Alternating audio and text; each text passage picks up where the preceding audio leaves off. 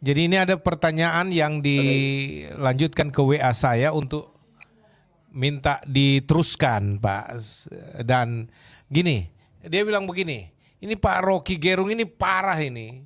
Jelas dia ngarahin banget orang ke New Age movement dan jet set pecitan gitu loh. Emang jago banget ngomongan ini antikristus katanya. Nah, Bapak langsung dituduh sebagai antikristus, orang dari kalangan Itu pecitan ya, dan gerakan New Age movement. Nah, saya berani ajukan ini karena saya melihat seorang Rocky Gerung yang nggak gentar dengan tuduhan pertanyaan apa aja. Bagaimana Anda menanggapi pertanyaan seperti ini? dia kalau dia sebut antichrist, mungkin lebih tepat saya jawab. Atau dia sebut New Age, masih ada jawaban. Tapi kalau dia gabungkan dua hal itu, resultannya nol. Jadi nggak mungkin saya jawab. New Age atau Antichrist itu. Antichrist itu yang mana? Di dalam pikiran Nietzsche, atau dalam pikiran Marx, atau dalam pikiran Freud, yang mana? Gitu. Karena itu, kalau pakai istilah itu berbahaya kalau dia nggak paham asal-usul dari istilah itu. Which New Age itu apa? Semacam okultisme, semacam perdukunan itu. Lalu antikristnya sama nggak dengan perdukunan? Scientology. Jadi ini bahayanya kalau kita sekedar ingin cari sensasi di dalam bertanya atau dalam mengajukan pikiran itu. Sementara konsep dasarnya itu tidak bisa dia kendalikan gitu. Maka konsep dasarnya itu akan mengeksploitasi dia itu. Jadi saya selalu ingin clarity itu, kejelasan itu, supaya kita bercakap-cakap sebagai orang yang rasional untuk menghadirkan pikiran, untuk menghasilkan kemanusiaan. Jadi kalau Anda sebut antichrist, itu artinya seluruh doktrin tentang kebaikan, doktrin tentang revelation, doktrin tentang humanity itu juga saya abaikan gitu. Padahal saya tadi mengatakan bahwa bahkan perempuan itu, istilah perempuan di dalam teologi itu direndahkan. Itu justru yang sedang kita aktifkan supaya dijadikan sejajar itu. Karena versi-versi yang buruk dari patriarkisme itu. Jadi saya ingin forum Anda ini itu coba tapis istilah itu tuh. Kalau enggak kita tumbuh sebagai manusia-manusia dungu yang hanya ingin dapat sensasi di dalam retorik itu.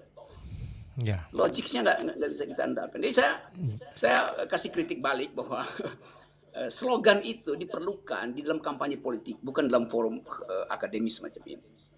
Oke, justru itu Pak, karena saya orang yang percaya bahwa Pak Rocky tidak bergeming dengan segala macam isu, sehingga hal-hal seperti ini juga ya sekali-sekali boleh dimunculkan untuk melihat bagaimana kepiawaian Bapak Pak Rocky untuk menghandle pertanyaan-pertanyaan, dan kita perlu belajar dari cara Bapak. Gitu. Oke. Nah, sekarang kita minta Pak Haruka minta tolong, silakan ditampilkan Pak Haruka yang duluan masuk. Oke, silakan Pak Haruka. Selamat malam Pak tadi yang buat dari Pacitan itu. Malam Bung Rocky Gerung. Selamat malam. Gerung Pak, bukan gerung. Harusnya Gerung. Iya memang gitu. Orang Manado panggilnya Gerung bukan gerung. Ya. Wah ini action ke daerahnya jadi ikut. Oke. Karena temanya nama aja tuh. Ini seorang sosiolog Pak Gerung, Pak Rocky Haruka. Sosiolog abal-abal ini. Karena ini berkaitan dengan kemanusiaan. Saya menyampaikan pendapat satu, kemudian nanti satu ada pertanyaan.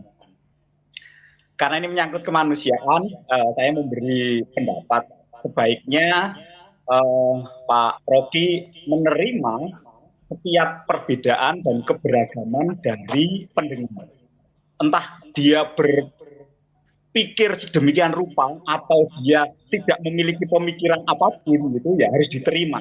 Dalam rangka berbuat baik, menurut saya ya kita memberikan sebuah jawaban sesuai dengan kemampuan berpikir orang. Itu pendapat. Jadi memberi kepuasan juga itu kan berbuat baik gitu. Jadi kalau tadi saya lihat cukup banyak yang bertanya kemudian ya perlu dipuaskan ya, itu salah satu berbuat baik gitu. Itu yang pertama. Kemudian yang kedua tentang positioning. Karena tema kita di awal tadi itu kan katanya ada PBB keluarkan sebuah statement kalau Kristen, Islam itu musuh kemanusiaan karena bertentangan dengan pemikiran-pemikiran baru tentang bagaimana hidup manusia gitu. Bagaimana hidup manusia zaman sekarang ini dengan gaya hidup yang ditunjukkan dengan pemikiran-pemikiran yang baru tentang kesetaraan gender, tentang hak-hak LGBT, kemudian tentang hak hidup manusia sebagai orang yang berhak juga untuk aborsi dan sebagainya. Nah, pertanyaan saya ini positioning. Menurut Pak Rocky gitu loh, apakah ajaran Islam itu memang bertentangan dengan hal-hal seperti itu? Saya tidak bertanya tentang Kristen, tapi karena temanya Kristen dan Islam. Nah, saya minta positioning dari Mr. Rocky. Gitu. Terima kasih. Langsung Pak Rocky, langsung. Jadi dari pertikaian, ya dari pertikaian teologis, ya doktrinal masalah apa yang dicanangkan oleh PBB untuk agama baru yang humanistik itu, maka pertanyaannya, apakah tuduhan bahwa agama Islam dan Kristen itu membuat kejahatan kemanusiaan, terutama yang ditanyakan Pak Haruka itu soal Islam, apakah menurut Pak Rocky agama Islam itu masuk kategori yang dituduhkan oleh PBB tadi? Ya karena dia menentang aborsi, karena dia menentang LGBT dan lain sebagainya, seperti yang dikecam oleh PBB untuk membela kaum LGBT itu. Menurut Pak Rocky bagaimana? Dan dia bilang tadi bahwa tahu isu itu. Tadi Pak Haruka bilang, Pak ini usul tanggapan, kalau boleh Pak, penanya-penanya dengan latar belakang berpikir apa saja boleh diakomodir oleh Pak Rocky untuk sekedar memuaskan jawab pertanyaan mereka, juga memuaskan orang karena ini pembelajaran.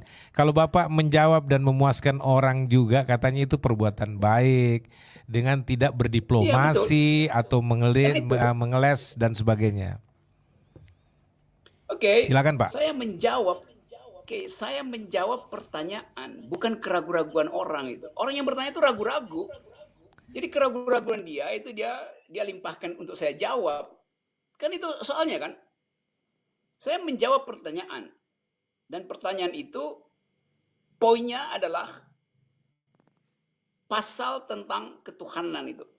Kalau dia ragu-ragu, ya itu problem dia tuh kalau dia ragu-ragu.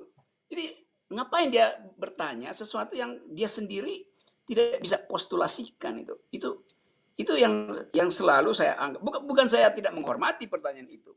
Tapi kalau tadi yang penting dijawab. Loh, jawaban itu didasarkan pada konstruksi pertanyaannya. Kalau konstruksinya itu terbaca sekedar psikologis, maka saya jawabnya secara psikologis saja. Kecuali Anda mau tanya misalnya, apa argumen Pak Rocky tentang adanya Tuhan itu? Argumen ontologi, argumen teleologi, macam-macam argumen evolusi. Maka kita bisa terangkan itu. Karena itu ada reasoningnya, ada argumennya itu. Tapi kalau bertanya sesuatu yang sifatnya personal itu buat apa? Karena nggak ada gunanya kan saya menjawab sesuatu yang personal itu kan. Argumennya apa itu?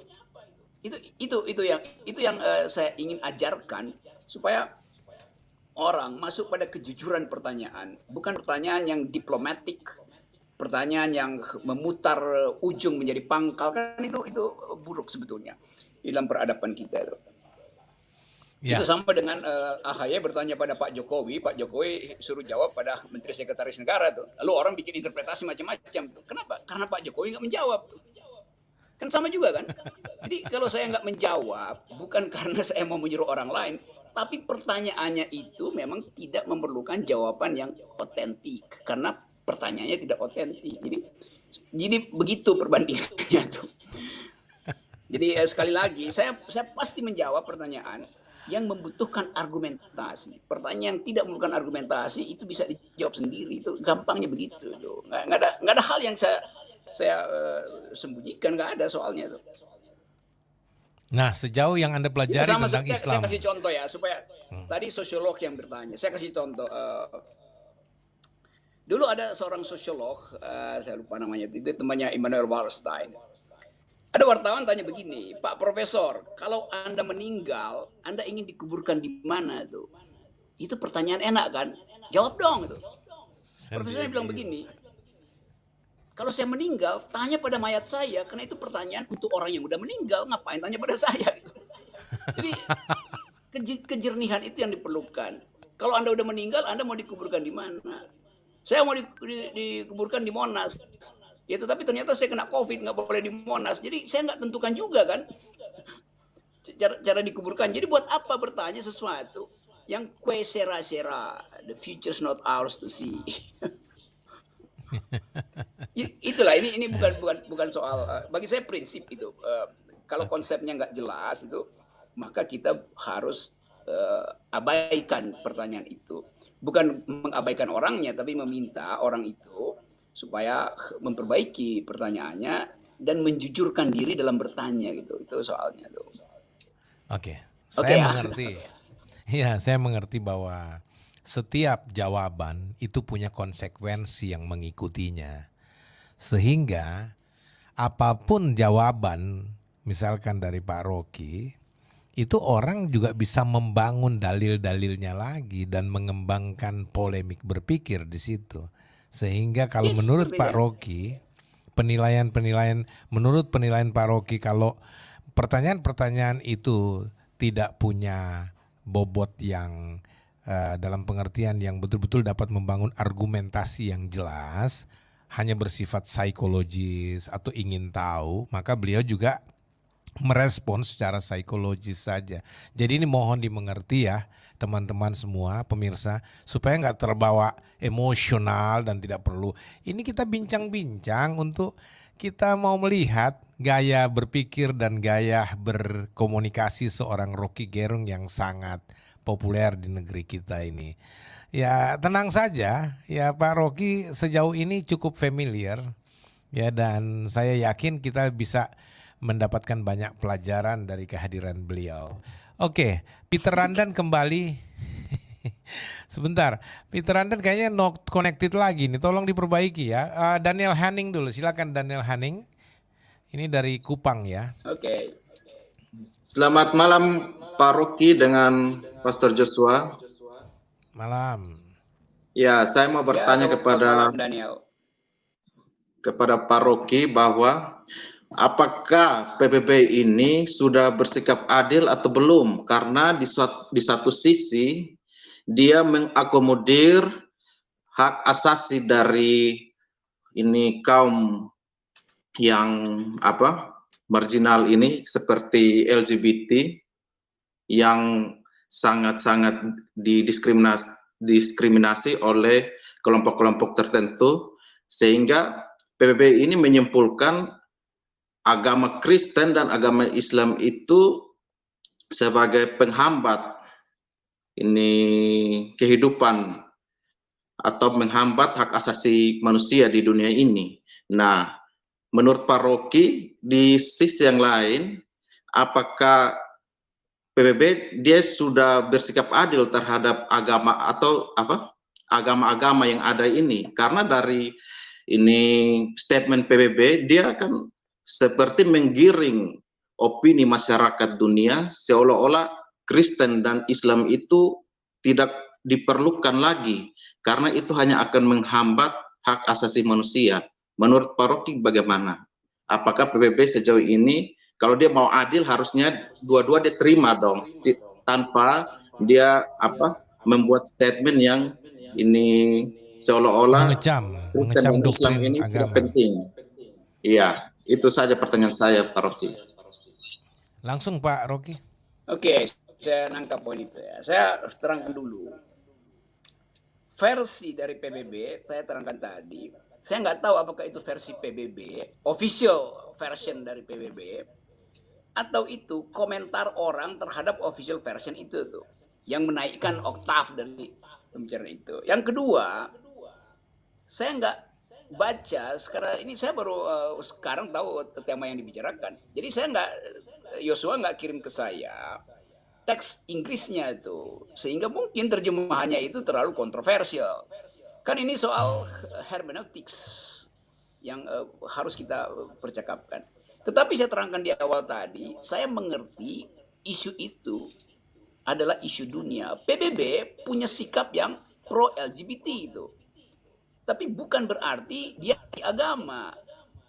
Jadi di dalam perdebatan 5-6 tahun lalu ketika ada yang disebut apa namanya itu LGBT movement apa segala macam di Amerika, segala macam seluruh dunia, kita paham bagaimana kelompok minoritas ini justru dipersekusi oleh agama kan. Tetapi dengan peristiwa-peristiwa terakhir, agama juga melakukan refleksi terhadap human condition dari yang disebut LGBT itu.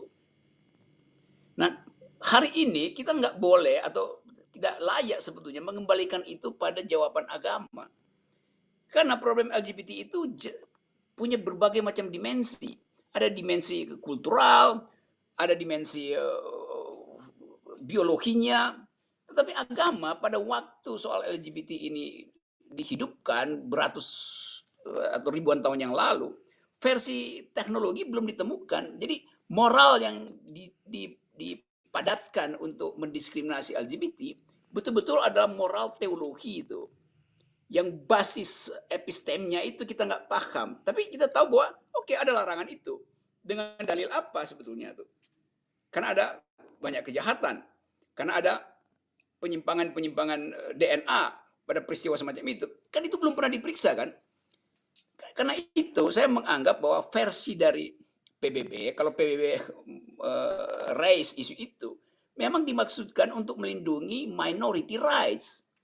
Karena itu disebut rights. Jadi hak orang untuk memilih orientasi seksual itu adalah hak individu yang rasional. Dia memilih itu tuh. Ya sudah, dia masuk surga atau nggak masuk surga, bukan urusan PBB. Dia masuk surga apa nggak masuk surga. Kan moral PBB adalah humanity dan pro-choice. Nah agama mungkin nggak setuju dengan itu. Ya silahkan agama ucapkan jalan pikirnya sendiri. Nah pertengkaran itu yang harusnya dibuka sebagai pertengkaran, bukan sebagai jawaban itu. Nah kita lihat misalnya, coba saya kasih keterangan. Kalau saya misalnya mau terangkan itu, saya mesti cek dulu. Ada nggak di antara kita yang pernah baca uraian yang sangat bagus dari Judith Butler tentang tubuh, gender, dan politik misalnya itu? Kan soal-soal semacam itu kan memerlukan keterangan akademis yang panjang, nggak bisa sekedar bilang pro apa kontra gitu kan. Ada nggak yang pernah tahu statistik persekusi terhadap LGBT gitu? Dan penderitaan psikis mereka itu. Sehingga lakukan hal yang makin lama makin sembunyi-sembunyi. Jadi soal semacam ini bukan sekedar soal teologi, tapi soal sosiologi, soal keadilan sosial. Kalau orang dari awal dia nggak punya rumah yang bisa memisahkan dia antara kamar laki-laki dan perempuan, sehingga yang laki-laki bersama-sama dengan laki-laki itu, perempuan sama dengan perempuan karena keterbatasan ruang sosial. Lalu apa kata agama terhadap soal-soal itu? Jadi banyak hal yang dimensinya melampaui dimensi teologis. Nah, PBB baca itu sebagai problem. Jadi judgement kita harusnya lengkap gitu. Seluruh varieties dari problem itu, variabel yang ada di situ, antropologi, kelainan genetik, segala macam kan mesti ditaruh di dalam satu keranjang supaya kita nggak curiga terhadap apa yang disebut sebagai misteri, sebagai penderitaan batin. Nah, Jadi menurut Anda Pak Rocky, teologi tidak cukup untuk mengakomodir semua ketenangan jiwa bagi manusia penganutnya? Jelas tidak cukup. Teologi itu adalah fasilitas kita untuk bercakap-cakap dengan langit. Tapi kesosialan manusia memerlukan lebih dari sekedar teologi itu. Kan kita bersahabat sebagai sesama makhluk di dalam problem sosial. Kan itu soalnya kan.